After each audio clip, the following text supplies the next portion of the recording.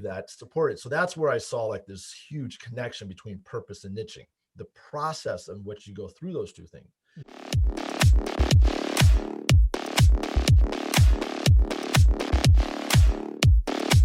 Hey guys, welcome to Speak Audibly's 100% Me podcast. It is your friend, Coach Mike T, and today I am joined by Mr. Joey Chandler.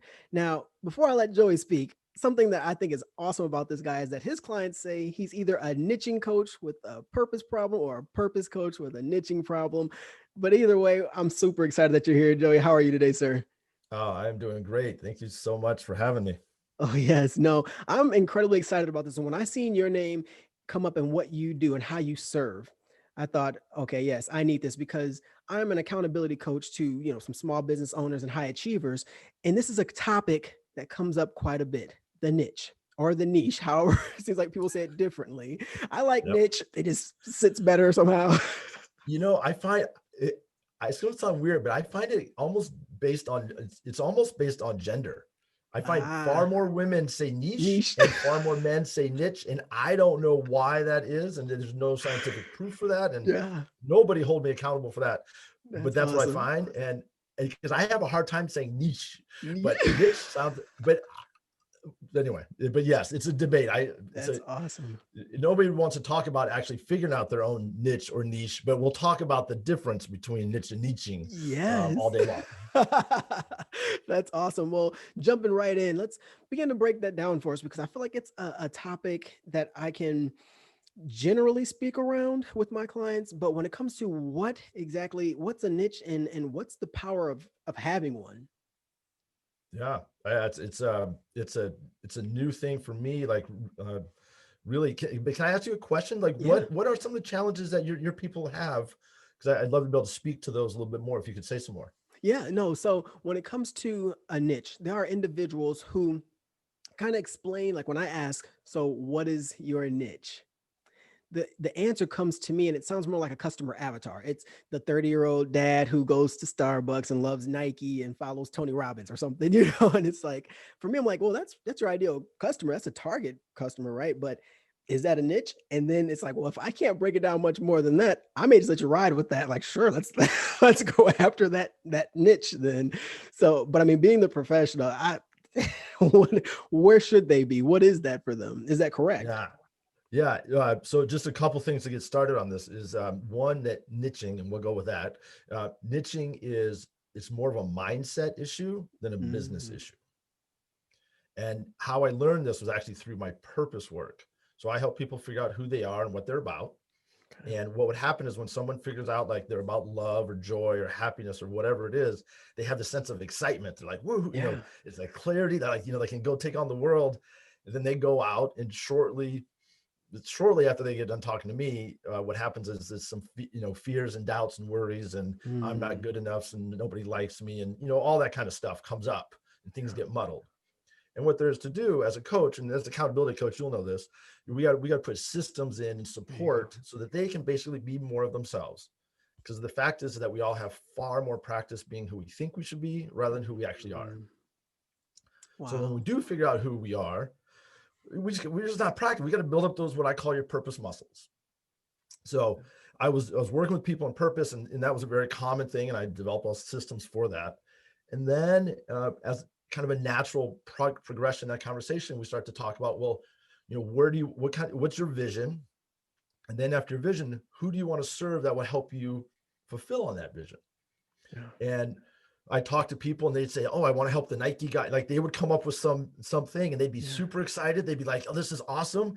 And they would go out and then they'd have some fears and doubts and some worries and it would get muddled. And I'd be like, oh, we got to put some systems in place that support it. So that's where I saw like this huge connection between purpose and niching, the process in which you go through those two things.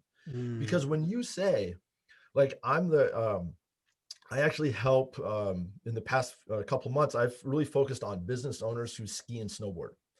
Are you a skier or snowboarder by chance? No. Okay, perfect. From the city, I don't think I've seen anyone skiing or snowboarding in person even. So okay, so perfect. I'd be like, you're not my guy. And so the thing about saying a niche is that you have to have the integrity to say you're not my person. Mm, Even though I know I could help you, even though I know I can make a contribution to you, you have to be able to say, you're not my gal, you're not my guy. I'm gonna help you find somebody else. I'm gonna do whatever I can, but I'm not gonna go all in on you because you're not able to actually go all in on me because you're not my guy. We don't share the same thing around. And so wow. the question around niching then becomes, are you serving a niche? Like, I'm sure you can help many, many different types of people. Right. I'm sure I could create a product for, pregnant moms in Florida. I could come up with a product like that, Yeah. but I'm never going to be of that niche. So I'm not going to be Wow. able to bring my full self to it. I may help them. I may be able to provide great stuff. But in this day and age, the power of really niching is not serving a niche, but being of the niche. Wow. And what led me Wow. to skiing and snowboarding was uh, I grew up skiing and snowboarding outside of the mountains in California. Okay. And past 10 or 15 years, I kind of have let it go.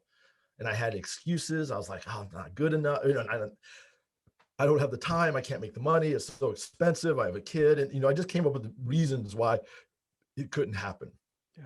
And in this past year in COVID, where it was really important for us, so we started, I don't know about you, but for me, I started thinking about what was important to me. Right. You spend all the time alone. Like, at some point, you're gonna start thinking about what's important. And it was like, whoa, I really love skiing and snowboarding. I have settled my life. I've sacrificed my life to not do that. That's important to me. So that's where I came up with this idea of, like, I'm going to be the business coach for business owners who ski and snowboard.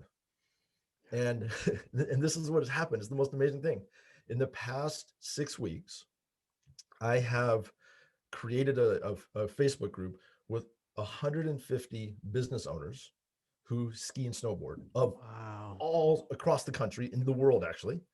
I have found them 90% entirely on LinkedIn with no ad spend, with nothing, because now I just talk to people. I'm like, hey, just like this, are you a skier or snowboarder? And let's say you were, Yeah. if you said yes, I'd be like, awesome, I have this business group for skiers and snowboarders who are business owners who love to ski and snowboard. Wow.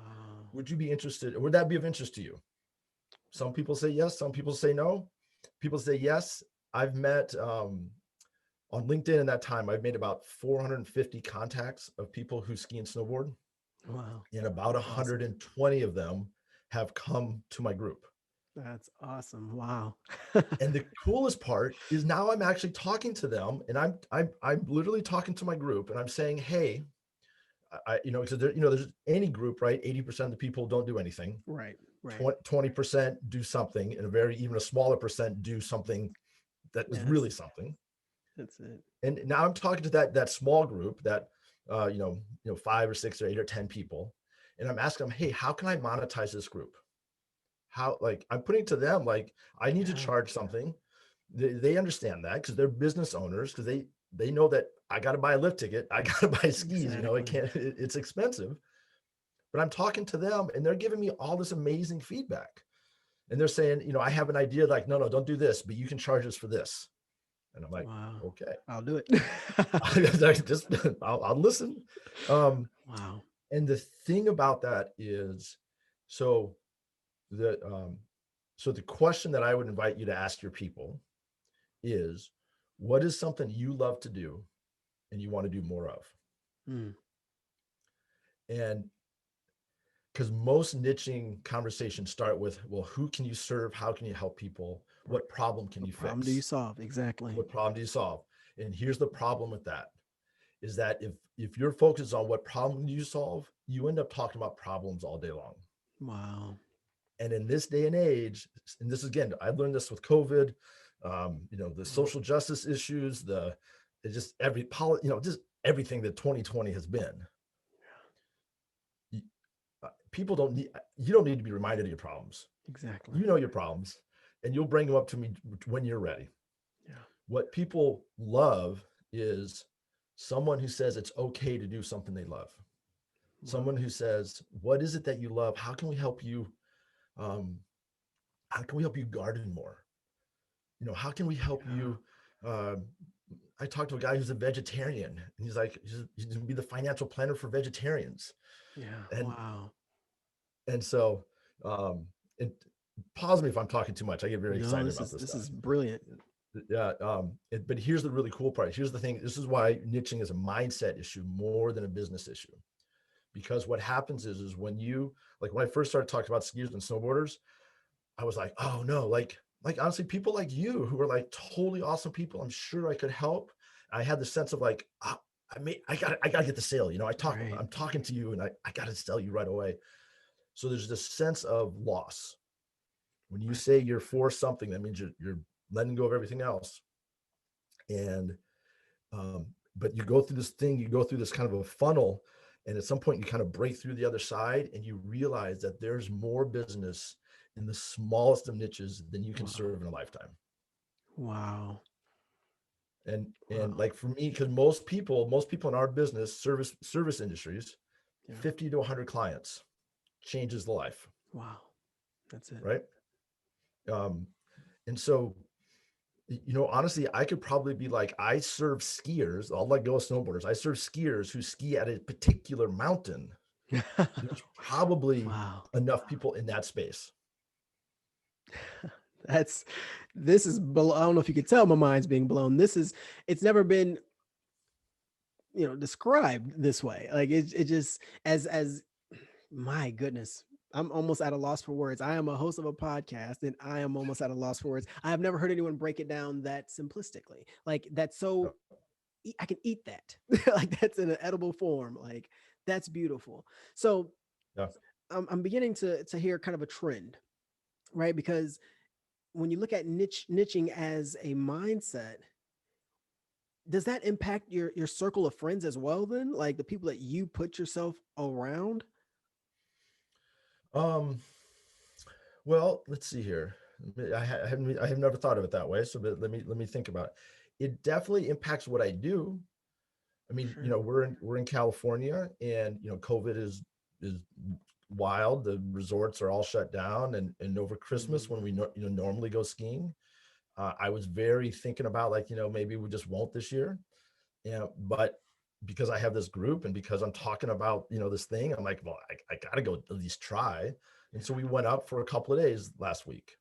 The snow wasn't very good, and there's all sorts of things that were not around it, but we went skiing, and I gotta Yeah. tell you, it made such um, uh, it gave me such an awareness because there was at one point I was skiing the first day, and I was thinking like, oh man, I should be skiing at a different mountain. I should have a bigger this. I was doing all this comparison, Mm. and then I thought like, what am I doing? I'm skiing. I say I love this. If I'm spending all Yeah. day mind messing with myself, how can I really do I really love this? And that little shift, it gave Wow. for the rest of the day and especially the next day, I just had so much more fun.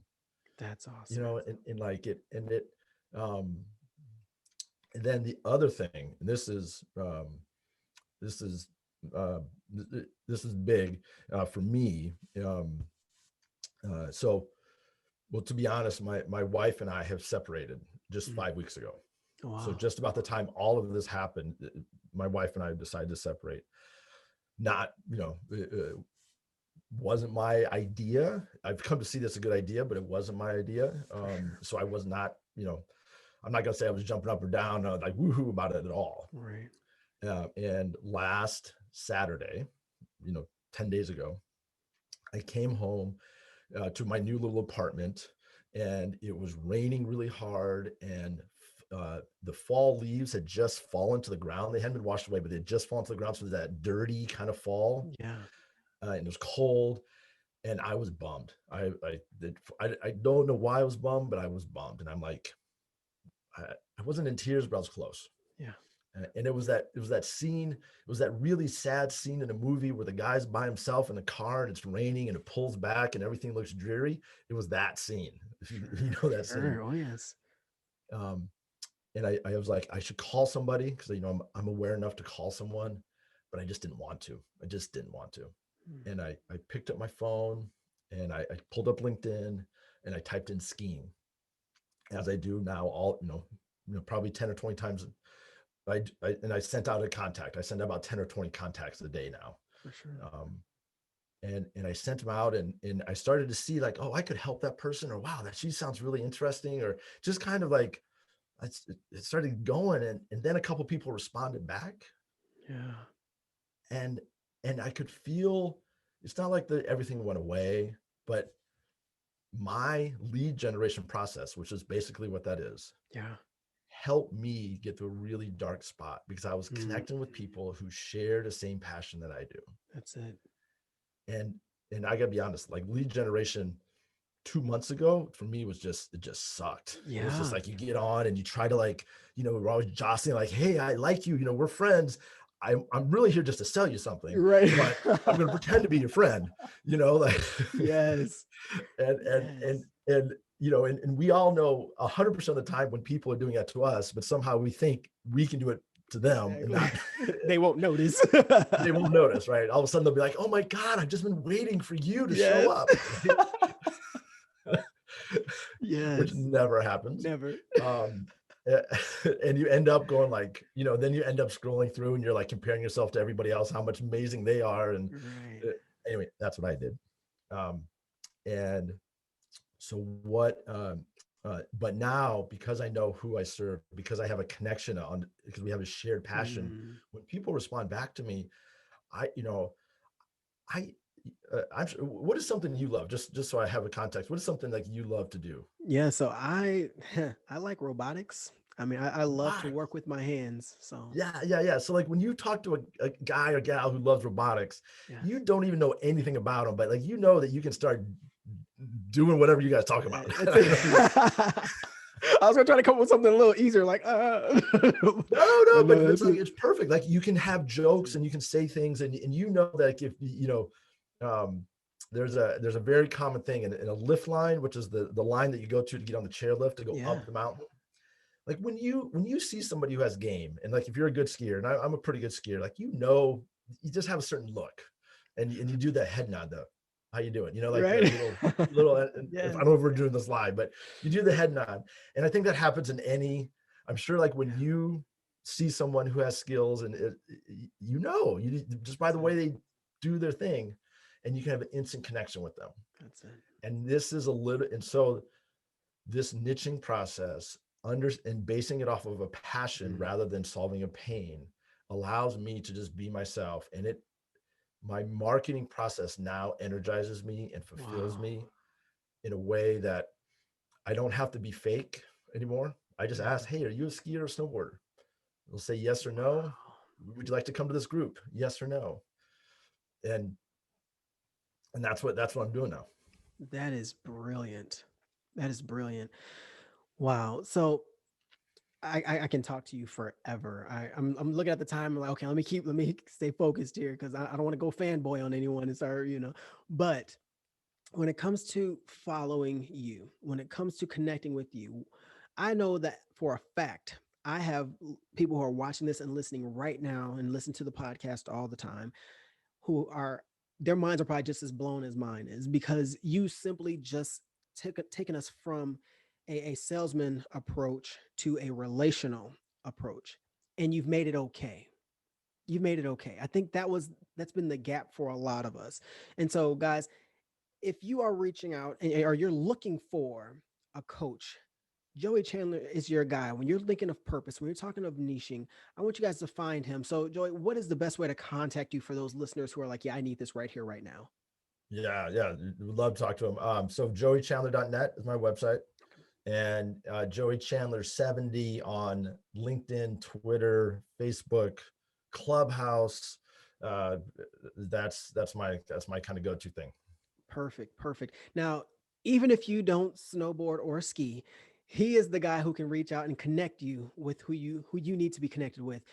I love that about you, Joey. Now, just for craps and giggles, I guess, if you had to say there's one thing that I want to leave the audience with, primarily of business owners and high achieving individuals, people who want to produce more, what is one kind of line of encouragement that you could give them to continue to pursue And I mean, this is powerful. This is what you talk about today. This is powerful in both business and in life. So what is one line of encouragement you would give a high achieving individual right now? Yeah, I think I would ask them, I would start with like, what is it that you love and what do you want to do more of? Mm, And then can you build a community around that? Like for you, like could you be the accountability coach for people who love robotics? Like wow. you build a whole community, and not to say that your other community isn't awesome, but For you sure. can build a whole community of people around robotics. You go into LinkedIn right now and type in whatever the keywords are in robotics, For which sure. I have no idea what they are, but you do. For sure. For sure. You could easily start to find, and you can start to build a community of people Wow. that share your passion, and you can start to I'm coining this phrase which I call niche networking. For And sure. if anybody's, and this is what I'm really passionate about, this I would love to talk to somebody about, like if you, what you could do is you could find an accountant, a social media person, a financial planner, basically you create like a BNI or a business networking group based around robotics, Yeah, that's and you awesome. pull people in, you talk robotics, and then you talk business. And um, but the whole thing to do that, the part that I want to leave people with is that there's actually a process. For First sure. thing you got to do is we got to figure out your purpose. Or let me start this. When you figure out your niche is always about your vision, because you got to know where you want to go, because if you're not, if your niche doesn't serve your vision, then it's not the right niche. You Mm, know, that's good. so you got to know your vision before you can pick your niche. You got to know your vision. To pick your vision, you got to know your purpose, because if you create a vision that is not aligned with your purpose, then that ain't going to work. Yeah. Yeah. So you got to figure out your purpose first, then your vision, then your niche, and then you're going to figure out your process, how you help people, and then how you're going to share it and sell it. Wow. So that's Wow. there's a process. I call it, it's my freedom mountain. I do everything the skiers, There you mountains go. these I days. love it.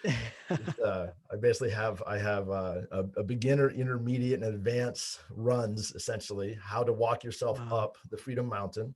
And it really comes back to being like who you are and how to be authentic. And Mm, I think that is huge. yes. So that's more than one thing, but the main thing that really people, they can start thinking about is, what is it do I love? There you go.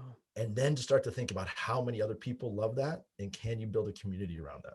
That is awesome. That is awesome. Well, Joey, thank you so much for your time. Thank you so much for your expertise and how you serve individuals. Guys, go to joeychandler.net. It's in the show links below. Click on that, visit the website, see all the testimonials, because he's had a lot of individuals who have gone through this process with him, and he has successfully been able just to blow their minds like my mind is blown right now. And you guys know it's hard to get me to a point of being speechless and not knowing where to go. That was awesome. That was good. So thank you so much, sir, for what you're doing. And thank you so much for that encouragement, guys. Again, hop down in the show links and reach out to Joey. Joey, thank you so much, sir. Dude, thank you. This was great fun. Awesome. Awesome. We'll talk to you soon.